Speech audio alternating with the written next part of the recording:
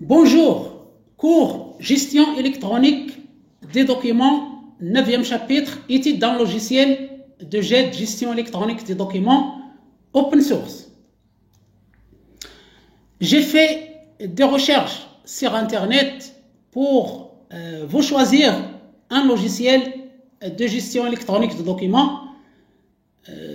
Il faut que ça soit open source, c'est-à-dire gratuit, au moins les fonctionnalités de base qui sont gratuites, comme le cas de ce logiciel devant vous, LogicalDoc.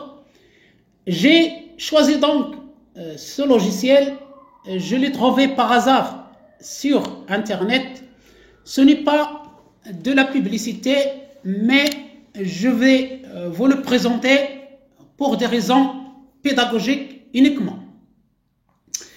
Tout ça pour vous montrer comment un logiciel de gestion électronique de documents est installé, comment il fonctionne, les fonctionnalités qu'il présente, comment l'acquérir, que ce soit open source ou propriétaire, c'est-à-dire l'acheter.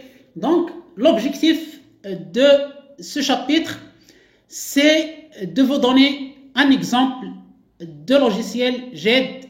Si vous voulez plus ample détail, vous pouvez écrire sur un moteur de recherche logiciel GED et vous allez trouver toutes les informations, que ce soit commercial, que ce soit académique, concernant ces logiciels. Donc, les logiciels GED existent bien et ils sont utilisés notamment par les grandes entreprises, par les administrations. C'est une utilisation quotidienne, c'est de la réalité, c'est du concret. Ce n'est pas seulement de la théorie, comme nous avons vu dans tous les chapitres précédents. Et pour le chapitre suivant, chapitre 10, nous allons étudier un logiciel de système d'archivage électronique open source. Donc, commençons par un logiciel GED. L'exemple d'aujourd'hui, LogicalDoc, est un logiciel de gestion de documents conçu pour manipuler et partager des documents au sein d'une même société ou organisme. Société, c'est-à-dire entreprise. Il existe soit en tant que logiciel installable, c'est-à-dire on peut l'installer sur ordinateur, sur serveur et travailler localement au sein de l'entreprise, ou bien comme service cloud, c'est-à-dire intégré à Internet. On va utiliser une connexion Internet pour accéder aux services de ce logiciel sur le cloud, c'est-à-dire auprès d'un prestataire de service, et stocker nos documents à l'extérieur de l'entreprise. Bien sûr, il y a un risque de confidentialité. Par conséquent, tous les documents sensibles ne doivent pas être stockés dans un cloud, dans un service cloud proposé par les prestataires de services. Ce logiciel permet une gestion intuitive en profondeur des fichiers d'une entreprise, qui est des fichiers dits documents électroniques. Le site officiel est www.logicaldoc.fr. Vous pouvez entrer dans ce site, vous pouvez taper dans un navigateur web cette adresse et vous allez trouver tous les détails concernant ce logiciel présenté, je vous le rappelle, pour des raisons académiques et non commerciales.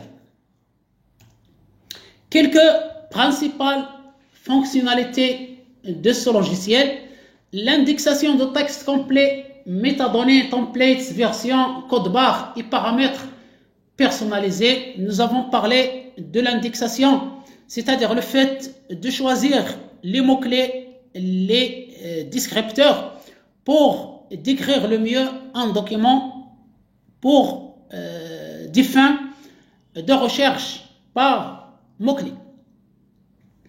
Il y a la fonctionnalité recherche, prévisualisation, PDF, favori, OCR, signature numérique.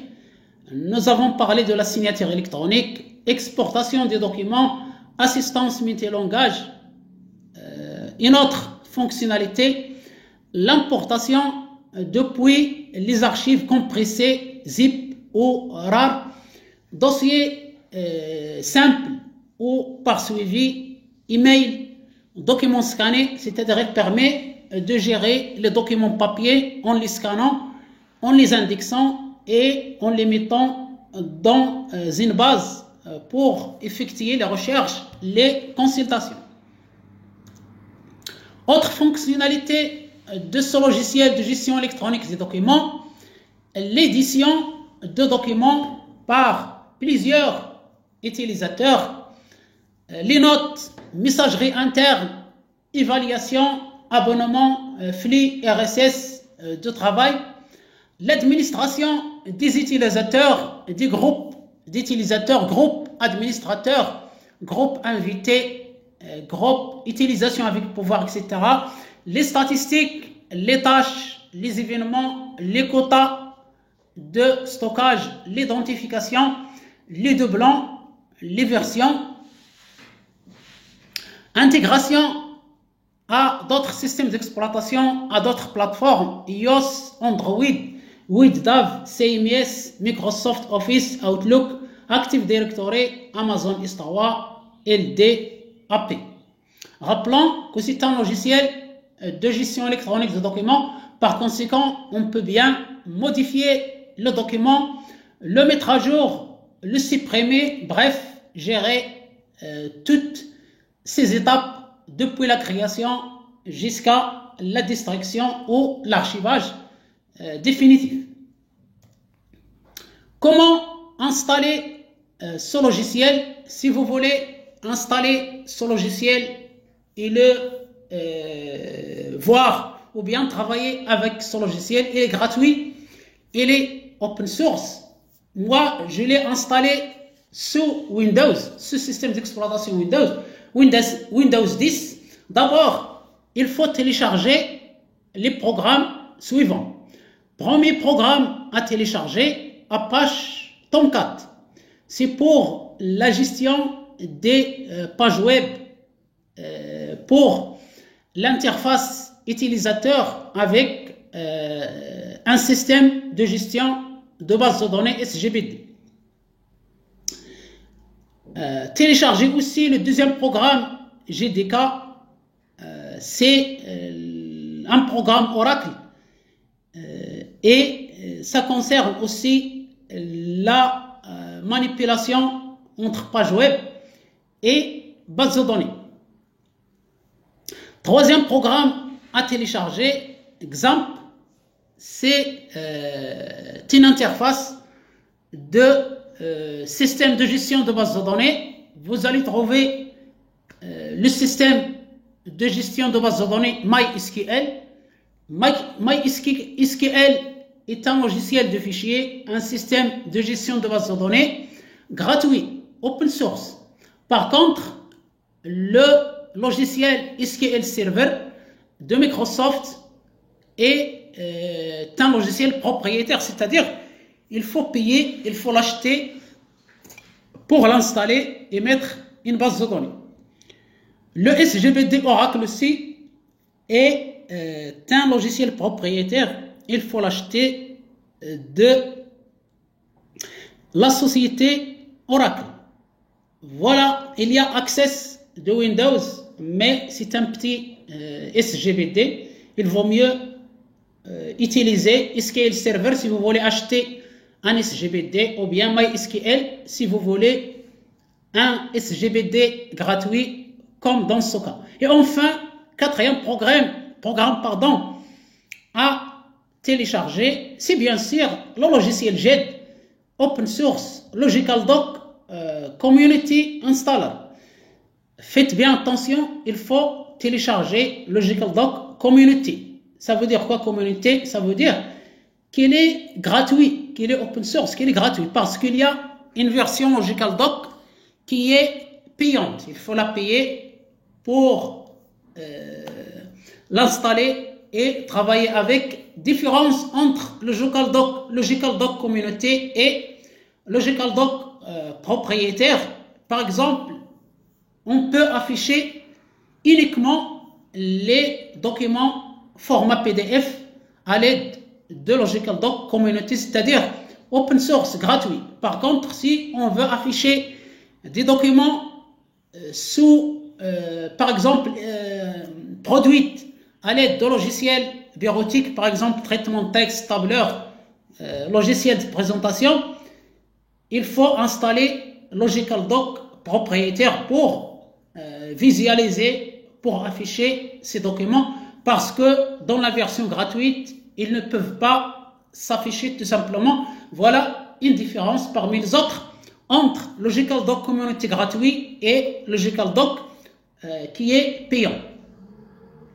Une fois les 4 programmes téléchargés, vous allez les trouver tous en tapant ces termes. Par exemple, Apache Tomcat, vous pouvez taper télécharger Apache Tomcat sur Google par exemple, et il va vous donner, je crois, il y aurait une version plus récente que la version 9, mais vous allez trouver aussi cette version, ça dépend de l'état actuel des logiciels, que ce soit pour Apache Tomcat, que ce soit pour JDK de Oracle, que ce soit pour XAMPP, que ce soit pour LogicalDoc. Moi j'ai téléchargé la version 8, peut-être il y aurait d'autres versions plus récentes. Je crois que ça fait une année que j'ai téléchargé ces logiciels, c'est-à-dire en 2022, 2021, 2022. Maintenant, nous sommes en 2023 et peut-être en 2024-25, ce n'est pas peut-être, c'est sûr. C'est sûr qu'il y aurait des versions plus récentes, plus performantes. Donc, n'hésitez pas à mettre à jour vos versions de logiciels. Bien sûr, en respectant les droits d'auteur et la législation en vigueur. Comment installer le logiciel de gestion électronique de documents, notre cassé LogicalDoc? Premièrement, commencez par installer JDK de Oracle.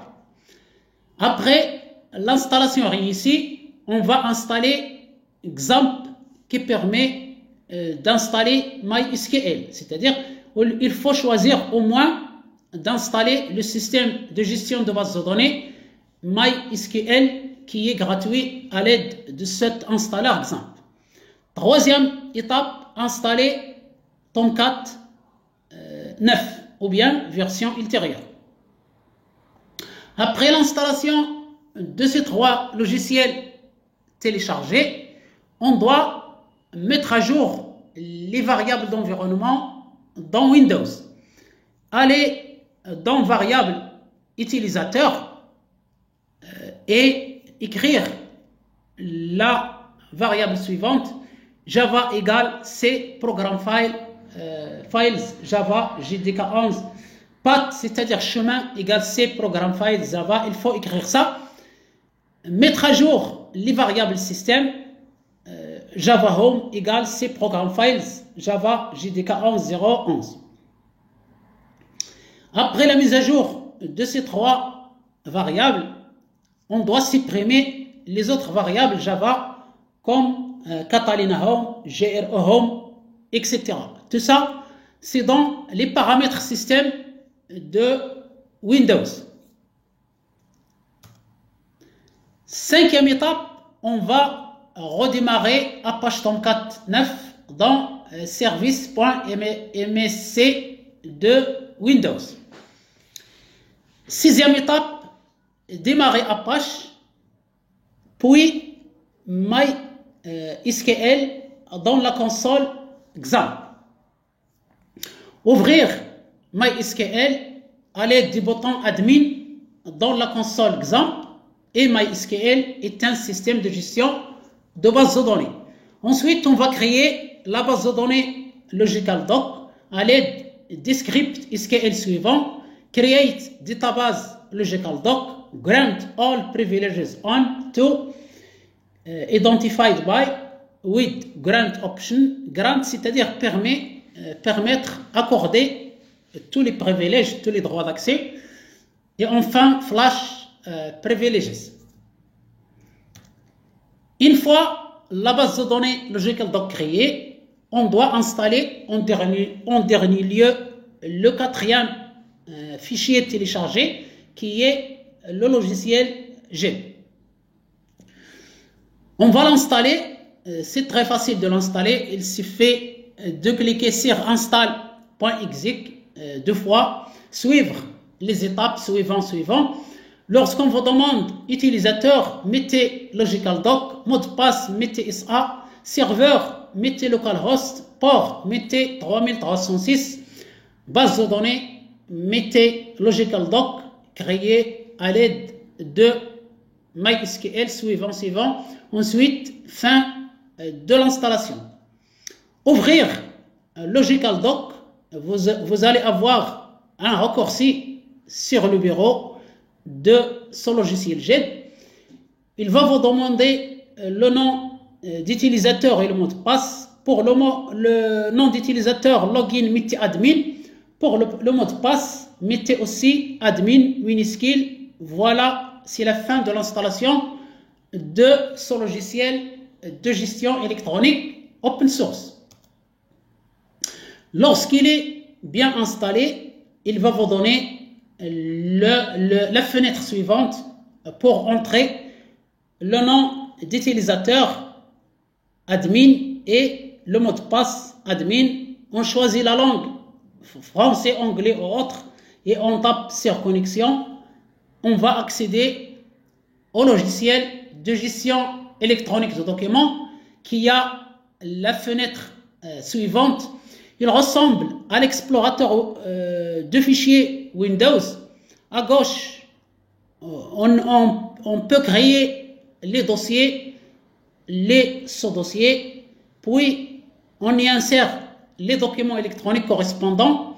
On a 4 onglets, tableau de bord, c'est-à-dire les statistiques, le tableau de bord, l'avancement, le monitoring, la surveillance de la base de données. Nous avons l'onglet documents où il y a les documents électroniques versés dans ce système GED pour un travail collaboratif, je vous le rappelle, pour partager ces documents, pour les modifier, pour les mettre à jour, pour les valider, pour les supprimer, etc. Donc, il s'agit de mise à jour, il s'agit de travail collaboratif et non de l'archivage légal. Nous avons l'onglet recherche qui est affiché devant vous. On peut taper n'importe quel mot-clé, n'importe quel terme qu'on recherche. Par exemple, comptabilité, par exemple, facture, par exemple, achat, par exemple, rapport, lettre, devis, etc. Et on va obtenir à droite tous les documents qui concernent ces termes, ces mots-clés.